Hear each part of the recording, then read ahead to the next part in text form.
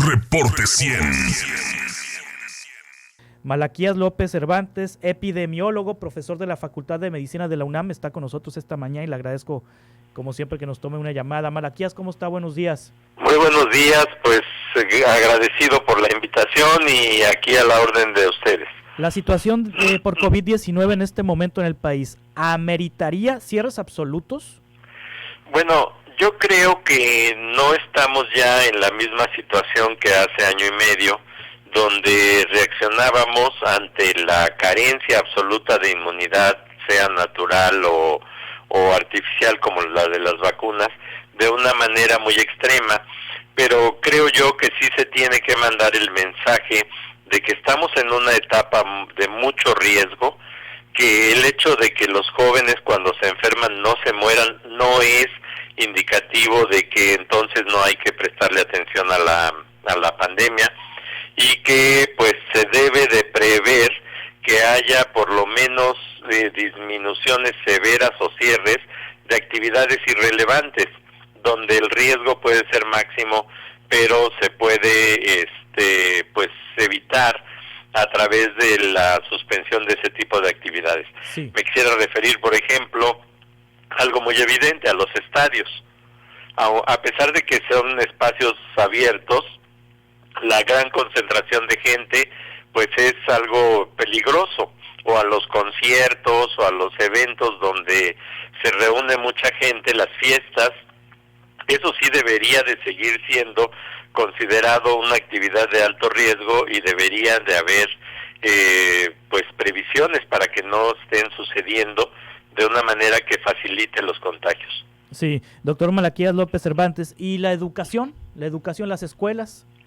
Bueno, la educación es un motivo de un análisis que debe de ser muy profundo.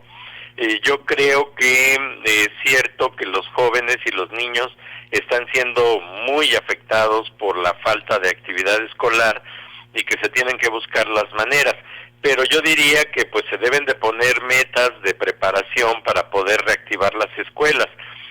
Un ejemplo claro tiene que ver con la ventilación.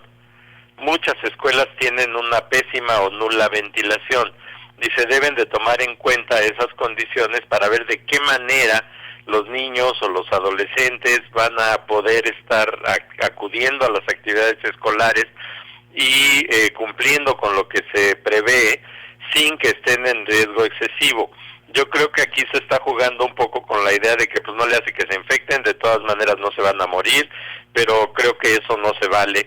Y además sí pueden llegar a enfermar gravemente y a morir algunos, entonces creo que se tiene que ser muy cuidadoso con esos criterios. Sí, estamos a un mes del inicio del ciclo escolar, prácticamente un mes del inicio del ciclo escolar, Malaquías López Cervantes, y no queda claro cómo. O sea, ya dice el gobierno que sí habrá un regreso, pero no queda claro el cómo. De hecho, pues no hay ninguna indicación al respecto, parece nada más una actitud de necedad, de obstinación, decir tienen que regresar, pero pues no van a regresar como sea y a ponerse en peligro nada más porque sí. Yo creo que hay que prever cuáles son las condiciones y los procedimientos a seguir. Un ejemplo claro es que hace unos días se discutía que muchas de las escuelas, son muchos miles de escuelas, no tienen agua siquiera. Y bueno, pues seguramente las condiciones de los salones de clase no permiten que haya una buena ventilación para que los niños o los adolescentes estén allá adentro. Entonces creo que todo eso se le debería de poner como una serie de metas a cada una de las escuelas, verificarse que esas condiciones se cumplan antes de proceder a generar un ambiente de riesgo. Sí, y bueno, además es una decisión estatal y no federal el regreso a clases. La decisión final la tienen los gobiernos estatales, doctor. Sí, y con más razón, pues debería de haber criterios que todos puedan revisar y en su caso cumplir, no nada más dar instrucciones.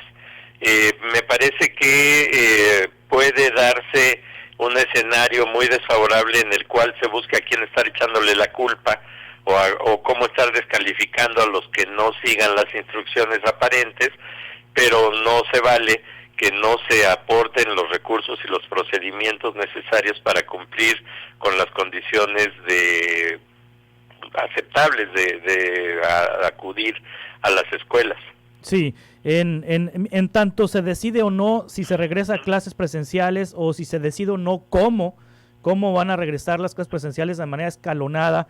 La vacunación en el país, doctor, ¿cómo va? Ya en algunas zonas pues están vacunando a los de 18 años en adelante, sobre todo en el norte del país, bueno, en el centro también.